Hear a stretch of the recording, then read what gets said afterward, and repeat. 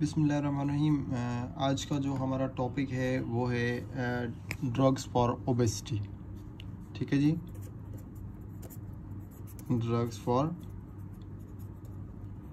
Obesity. अच्छा, obesity किसको कहते हैं? ओबेसिटी कहते हैं बेसिकली जब किसी पर्सन का BMI, बॉडी मास इंडेक्स ये जो है 30 kg/m² से ज़्यादा हो जाए तो वो उसको ओबेस पर्सन में काउंट किया जाता है। ठीक है जी। अच्छा जी, BMI को फाइंड करने के लिए हम क्या करते हैं, वेट लेते हैं kg में और m²। ठीक है जी, ये होता है इसका फार्मूला जो हम बेसिकली BMI को फाइंड करने के लिए यूज़ करते हैं। अच्छा, ओबेसिटी क्यों होती है, बेसिकली किस चीज़ की वजह से होती है? कुछ वजूहात मैं आपको बता देता हूँ, जैसे कि हाई कंजम्पशन ऑफ एनर्जी,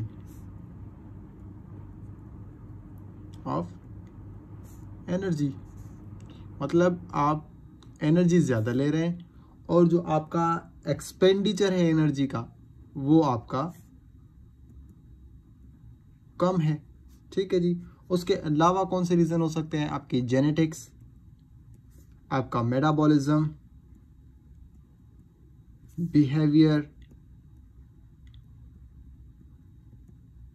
और दूसरे काफ़ी सारे एनवायरमेंटल सोशो इकोनॉमिक फैक्टर्स भी इस ओबेसिटी को मतलब ओबेस करवाते हैं। ठीक है जी, इस पर डिपेंड करते हैं, ओबेसिटी पे डिपेंड करती है।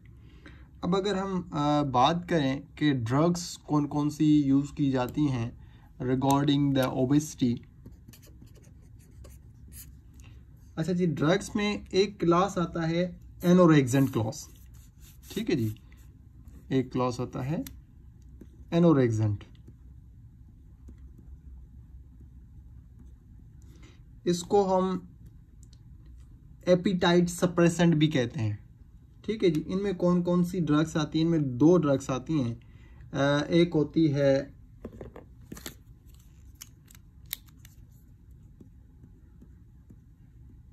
फेंटरमाइन और दूसरी है डाईइथाइल प्रोपियोन। ठीक है जी। दूसरा क्लास आता है इसमें ड्रग में, वो है जी lipase inhibitor. Lipase inhibitor, lipase क्या होती है? बेसिकली एंजाइम होती है जिसको ये ड्रग्स जो इनहिबिट करती हैं, जिसमें मोस्ट फेमस ड्रग ऑर्लिस्टेट। ठीक है जी। और उसके अलावा एक और क्लास है, वो है सीरोटोनिन एगोनिस्ट। इसमें ड्रग्स आती है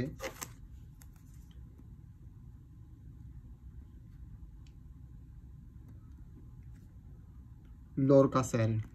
ठीक है जी। And another one class is a combination.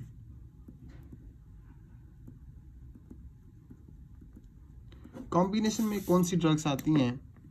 एक आती है जी फेंटरमाइन और दूसरी टोपिरामेट, इनकी कॉम्बिनेशन आती है, और दूसरी है टोपिरामेट। अब हमने क्या किया है, बेसिकली देखा कि ओबेसिटी क्या होती है। ओबेसिटी बेसिकली जब BMI 30 kg/m² से ज़्यादा होता है उसको हम ओबेस में काउंट करते हैं। ड्रग्स कौन कौन सी यूज़ होती हैं? एनोरेक्सेंट, लिपेज इनहिबिटर, सीरोटोनिन एगोनिस्ट और कॉम्बिनेशन जो होती हैं ये ड्रग्स यूज़ होती हैं। ठीक है जी। अब अगर हम बात करें एनोरेक्सेंट की, एनोरेक्सेंट बेसिकली क्या है? ये एपिटाइट सप्रेसेंट है। ठीक है जी। अब मैं किन की बात करने वाला हूँ? मैं बात कर रहा हूँ एनोरेक्सेंट एपिटाइट सप्रेसेंट की। अच्छा, इसमें क्या है बेसिकली, इसको मैं कुछ इस तरीके से लिख लूँ।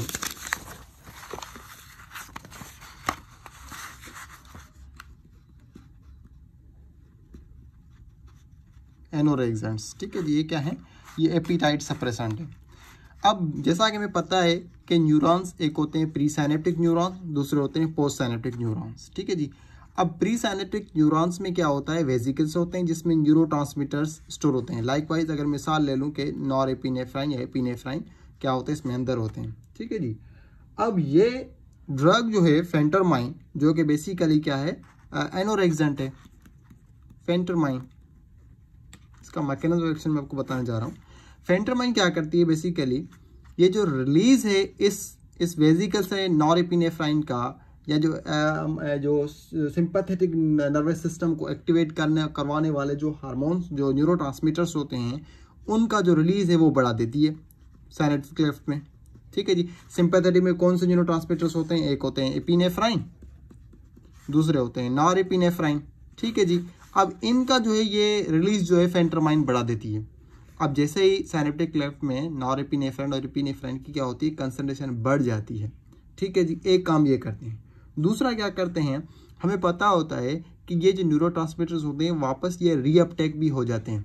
ठीक है जी। अब ये दूसरा काम ये करती है कि फेंटरमाइन इस रीअपटेक को बंद कर देती है, मतलब रीअपटेक नहीं करना, और ऊपर से क्या करना है, इसको न्यूरोट्रांसमीटर्स जो होते हैं उनको ज़्यादा से ज़्यादा रिलीज करवाता है ये फेंटरमाइन।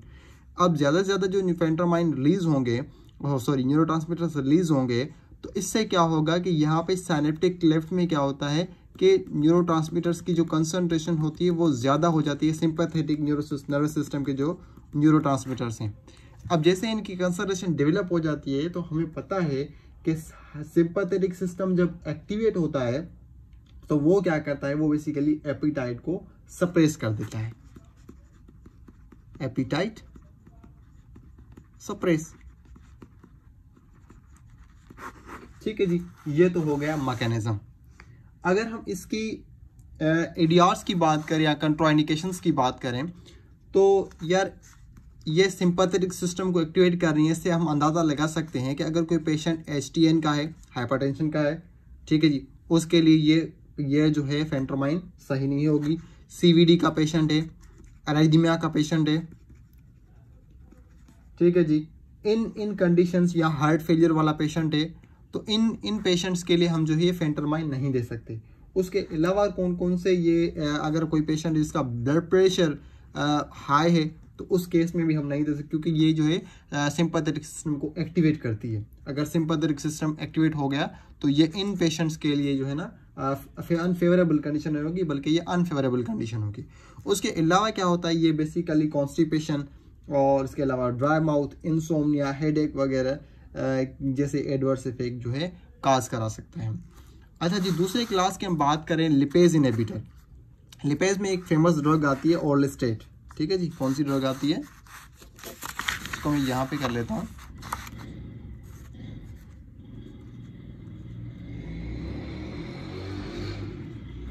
ठीक है जी।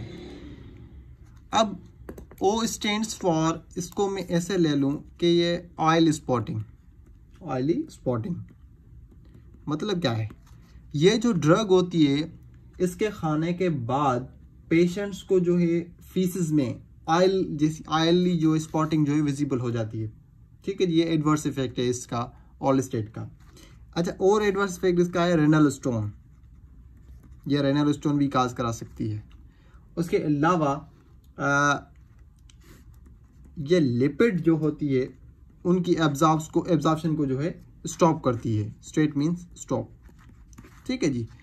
अब इसका जो मैकेनिज्म ऑफ एक्शन है मैं आपको थोड़ा सा बताता चलूँ। मैकेनिज्म ऑफ एक्शन होता क्या है, बेसिकली ड्यूडेनम की जो मेम्ब्रेन होती है यहाँ पे ट्राइग्लाइसराइड्स होते हैं। ठीक है जी। अब ट्राइग्लाइसराइड्स को क्या होता है, ये एब्जॉर्ब होते हैं किसमें, ड्यूडेनम में। ये ऐसे एब्जॉर्ब नहीं होते, ये ट्राइग्लाइसराइड्स ब्रेक होते हैं। ये ब्रेक होते हैं किसमें, फ्री फैटी एसिड्स में। ठीक है जी। अब ये कौन कराता है फ्री फैटी एसिड में, इनको करवाता है लिपेज। लिपेज एंजाइम होती है जो कि इनको फ्री फैटी एसिड में करवाती है। अगर ये फ्री फैटी एसिड हो जाते हैं, लाइकवाइज दिस, नाउ ये फ्री फैटी एसिड्स हैं, अब ये जो हैं ये इजीली एब्जॉर्ब हो जाते हैं लिपिड्स। ठीक है जी। अब अगर हम क्या करें, इस लिपेज इनहिबिटर ड्रग देखें, जैसे कि ऑर्लिस्टेट। कौन सी ड्रग है, ऑर्लिस्टेट। अब ये ऑर्लिस्टेट क्या करती है, ये इस लिपेज एंजाइम को जो है इनहिबिट कर देती है। अगर ये लिपेज एंजाइम इनहिबिट हो जाती है, जो ट्राइग्लाइसराइड से फ्री फैटी एसिड बन रहे थे वो नहीं बन पाते। अगर फ्री फैटी नहीं बन पाते तो जाहिर सी बात है एब्जॉर्प्शन भी नहीं हो पाती। अच्छा जी, एडीआर्स की बात करें, इसकी एडीआर्स में मैंने पहले ही बता दिया कि ये ऑयली स्पॉटिंग, ठीक है जी। उसके अलावा ये इनहिबिट करता है फैट को एब्जॉर्ब होने से, ठीक है जी, एब्जॉर्ब नहीं होता फैट। इसके अलावा एक और बड़ा एडवर्स इफेक्ट इसका ये है कि विटामिन जो होती हैं fat soluble, likewise vitamin A, D, E and के, तो इनको भी ये जो है ना स्टॉप कर देती है। इसकी वजह से क्या है, जो पेशेंट जो ऑल स्टेट ले रहा होता है तो उसमें विटामिन की डिफिशियंसी हो जाती है। तो बाज़ों का ये किया जाता है कि जिन पेशेंट्स को ऑल स्टेट से ट्रीट किया जाता है उनको विटामिन की सप्लीमेंट थेरेपी दी जाती है। अच्छा जी, ड्रग इंटरेक्शन, इनका 2 ड्रग इंटरेक्शन मोस्ट फेमस है। एक साइक्लोस्पोरिन के साथ इंटरेक्शन, ठीक है जी,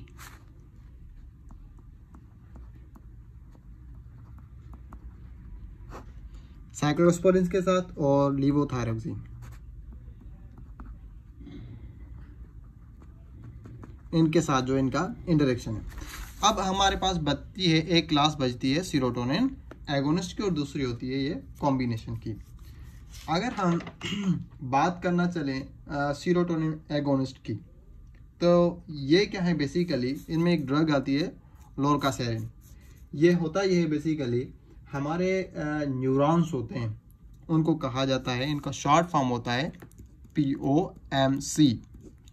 इसका फुल फॉर्म क्या है, प्रो ओपियोमेलानोकॉर्टिन न्यूरॉन्स, ठीक है जी। इन न्यूरॉन्स के ऊपर क्या होता है, रिसेप्टर होता है। कौन सा रिसेप्टर, वो होता है 5-HT2C, ठीक है जी, ये रिसेप्टर होता है। अब होता यह है कि जब ड्रग इन रिसेप्टर पे बाइंड होती है इस पे, तो ये क्या करता है, ये इन न्यूरॉन्स को एक्टिवेट कर देता है, ठीक है जी। बिलफर्ज अगर ड्रग है ये ड्रग इस रिसेप्टर बाइंड होगी तो ये जो न्यूरॉन्स होंगे ये एक्टिवेट हो जाएंगे। अब ये जो एक्टिवेट हो जाएंगे तो ये फर्दर क्या करेंगे, ये फर्दर न्यूरॉन्स एक और रिसेप्टर को एक्टिवेट करते हैं जिसको हम कहते हैं मेलानोकॉर्टिन रिसेप्टर,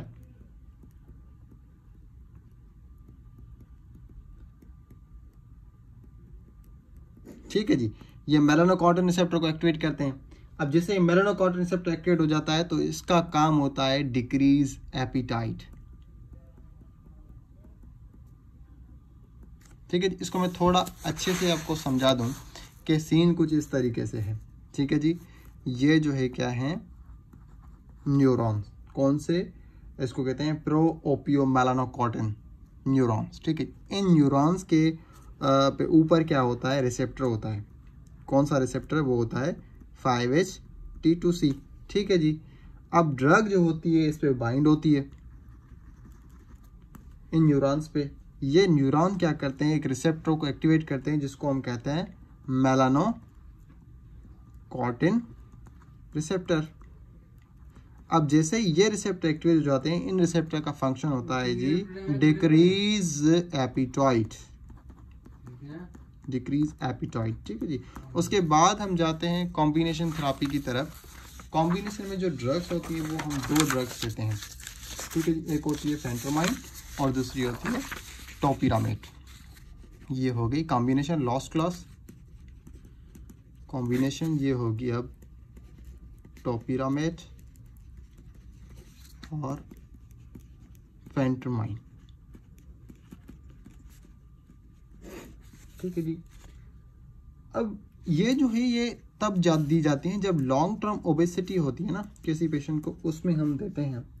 और ये जो टोपिरामेट है ये एक बेसिकली एंटी कन्वल्सेंट टेबलेट होती है, एंटी कन्वल्सेंट, ठीक है जी। और इसके अलावा ये सेडेटिव भी है, पर इसके सेडेटिव इफेक्ट को ख़त्म करने के लिए फेंट्रोमाइन इसके साथ कॉम्बिनेशन में दी गई है क्योंकि इसका सेडेटिव इफेक्ट जो है ना कम हो जाए, ठीक है जी। और इसका जो है डोज जो है बेसिकली इंक्रीज किया जाता है हर 2 वीक्स के बाद, ठीक है जी। अगर 12 वीक्स तक पेशेंट का वेट लॉस 5% से मतलब 5% अचीव हो रहा है तो ठीक है, अगर नहीं हो रहा तो हमें क्या करना होता है, बेसिकली डिसकंटिन्यू करना होता है इस मेडिसिन को। और जो डिसकंटिन्यू होता है वो एब्रप्ट नहीं कर सकते हम इसको, ठीक है जी। अब इसके अलावा इसके कुछ ADRs होते हैं। ADRs में बेसिकली टोपिरामेट बर्थ डिफेक्ट काज कराती है, जिसमें मोस्ट फेमस बर्थ डिफेक्ट है क्लेफ्ट प्लेट का, ठीक है जी। उसके अलावा ये कंट्राइंडिकेटेड है प्रेगनेंसी में नहीं दे सकते इसको। और जो है बेसिकली ये जो ड्रग्स हैं ओरल कंट्रासेप्टिव जो होती हैं उनकी एफिशिएंसी को कम कर देती हैं, एफिकेसी को कम कर देती हैं कंट्रासेप्टिव, ठीक है जी, उनकी एफिकेसी को